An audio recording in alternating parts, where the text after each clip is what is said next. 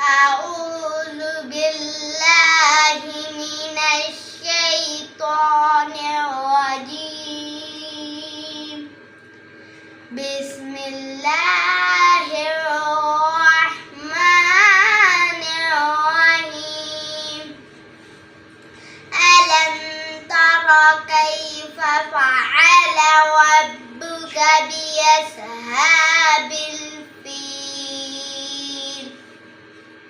ألم يجعل كيدهم في تضليل وأرسل عليهم طيرا أبابيل ترميهم بحجارة من سجيل فجعلهم كعصف مأكول. صدق الله العظيم.